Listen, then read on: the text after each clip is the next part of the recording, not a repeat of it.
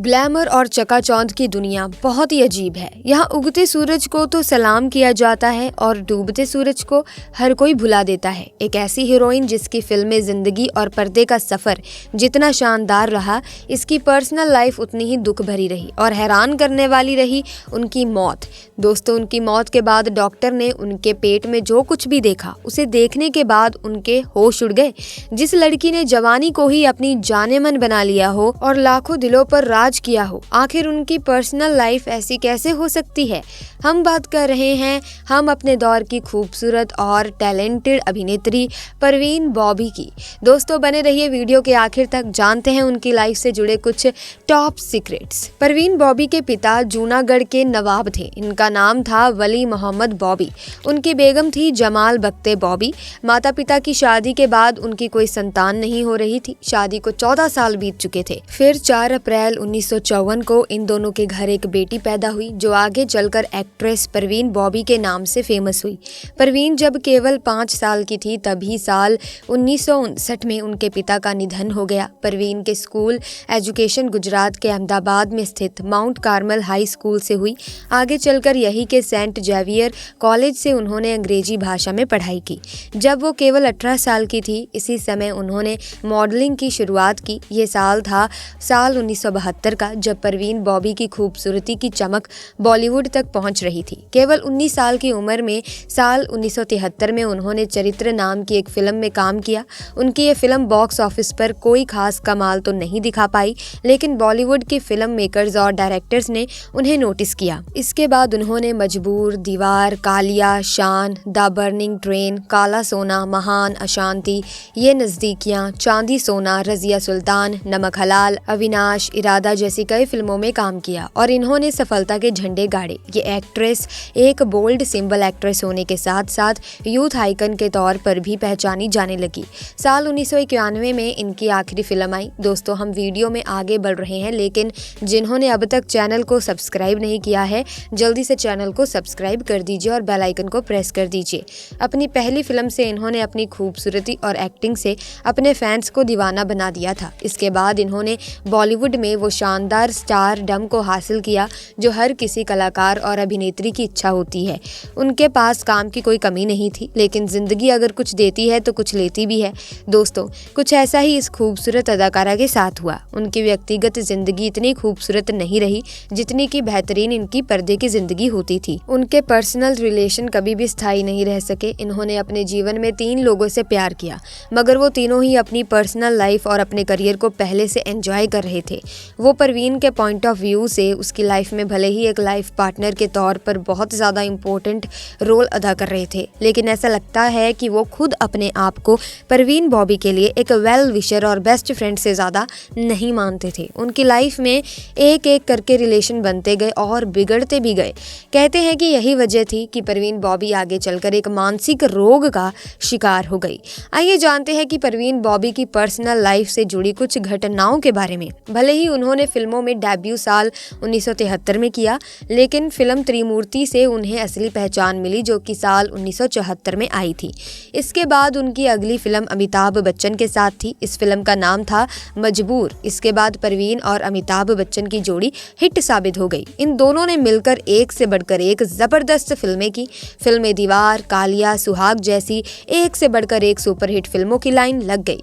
लेकिन आगे चलकर ना जाने क्यों परवीन बॉबी अमिताभ बच्चन के सामने खुद को इनसिक्योर फील करने लगी। अब लगातार हिट होती फिल्मों की वजह से इन दोनों के अफेयर की खबरें भी आती रहती थी, लेकिन ये सभी बातें अफवाह ही साबित हुई। लेकिन एक प्रेमी के रूप में परवीन बॉबी के जीवन में सबसे पहले उस समय के स्ट्रगलिंग आर्टिस्ट डैनी ने एंट्री मारी। डैनी डेंजो गप्पा भी फिल्मों में स्ट्रगल कर रहे थे और परवीन बॉबी भी अपने करियर के शुरुआती दिनों में थी। इन दोनों के बीच काफी गहरे रिलेशन बना जो लंबे समय तक चलता रहा। लेकिन कहते हैं कि आगे चलकर परवीन बॉबी डैनी को लेकर इतना पॉजेसिव हो गई कि उन्होंने डैनी पर शक करना शुरू कर दिया, जिसकी वजह से डैनी को इस रिश्ते में घुटन सी महसूस होने लगी। वो धीरे धीरे अपने कदम पीछे हटाने लगे और जब वो फाइनली परवीन की जिंदगी से निकल गए तो परवीन की जिंदगी में खालीपन आया और उन्हें प्यार में पहली बार झटका भी लगा। इसके बाद उनकी जिंदगी में कबीर बेदी की एंट्री हुई। कबीर बेदी एक अच्छे दोस्त की तरह उनके जीवन में आए। उन्होंने परवीन बॉबी को काफी सपोर्ट भी किया। परवीन बॉबी को भी लगा कि उन्हें जिस जिस तरह के लाइफ पार्टनर की ज़रूरत थी वो कबीर बेदी ही हैं। वो कबीर बेदी के साथ अपना फ्यूचर प्लान करने लगी। धीरे धीरे इन दोनों के इस रिलेशन की खबरें बॉलीवुड के गलियारों की सुर्खियां बन गई। लेकिन कबीर बेदी की सच्चाई ये थी कि वो पहले से शादीशुदा थे और जब ये बातें उनके घर तक पहुंची तो उन्होंने अपना घर बचाना ज़रूरी समझा और परवीन बॉबी के साथ अपने रिश्ते को ओके टाटा बाय बाय कह दिया। परवीन बॉबी की ज़िंदगी में ये दूसरा झटका था, लेकिन उस समय उन्हें अच्छी खासी फिल्में मिल रही थी, इसीलिए उन्होंने अपने ध्यान को अपने करियर पर लगा दिया। इस दौरान उनकी एक्टिंग का दीवाना एक और शख्स उनके करीब आया।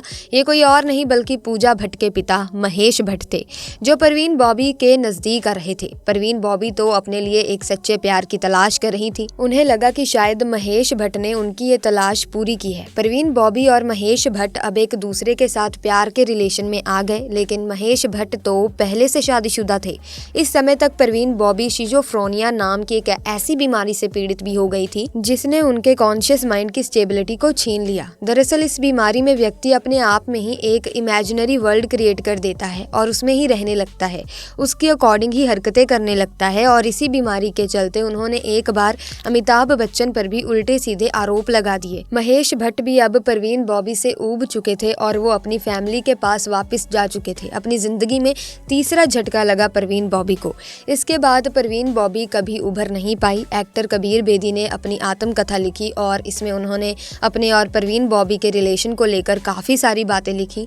उन्होंने बताया कि वो पहले परवीन को केवल डैनी डेंजोगेपा की गर्लफ्रेंड के तौर पर जानते थे, लेकिन आगे चलकर वो परवीन के साथ क्लोज रिलेशन में आए और उन दोनों के बीच एक इमोशनल बॉन्डिंग भी बनी। लेकिन उनका और परवीन का रिश्ता कभी भी एक स्टेबिलिटी को हासिल नहीं कर पाया। वो परवीन से बहुत प्यार करते थे, लेकिन परवीन को कुछ ऐसी समस्या थी जिससे वो एडजस्ट नहीं कर पा रहे थे। वो बताते हैं कि परवीन बॉबी को आत्माएं दिखती थी। उन्हें ये लगता था कि उन्हें कोई मारना चाहता है। इन बातों को लेकर वो परेशान रहा करती थी। 1983 में वो अचानक विदेश चली गई। ये वो दौर था जब कबीर बेदी का अपना करियर नीचे जा रहा था और वो अपने करियर पर फोकस करना चाहते थे। उस समय परवीन बॉबी को इमोशनल सपोर्ट की ज़रूरत थी, लेकिन वो अपने करियर की तरफ टर्न हो गए। ये बात भी कही जाती है कि परवीन बॉबी स्पिरिचुअल कनेक्ट होना चाहती थी और इसीलिए उन्होंने फिल्मों से दूरी बनाई। वो अचानक इंडस्ट्री से गायब हो गई और फिर जब वापस लौटी तो उनकी हालत काफ़ी ख़राब हो चुकी थी। उनका वज़न बढ़ चुका था, उनकी हरकतें सामान्य नहीं थी। उन्हें एक ऐसी बीमारी हो गई जिसमें वो जो सोचती थी वो उन्हें रियल लाइफ में घटता हुआ नज़र तो आता था, लेकिन सच्चाई में वो होता ही नहीं था। इस बीमारी का नाम परनाइड है। इस बीमारी के चलते साल 1989 में उन्होंने एक इंटरव्यू के दौरान अमिताभ बच्चन पर गंभीर आरोप लगाया। उन्होंने बताया कि अमिताभ बच्चन एक इंटरनेशनल गैंगस्टर हैं जो उन्हें मारना चाहता है। उनके गुंडों ने उन्हें एक आइलैंड पर कैद करके रखा था। फिल्म शान की शूटिंग के दौरान भी उन्होंने अमिताभ बच्चन पर ये आरोप लगाया कि वो उनके ऊपर झूमर गिराकर उन्हें मारना चाहते थे। यहाँ तक कि परवीन बॉबी ने अमिताभ बच्चन के ऊपर केस भी किया।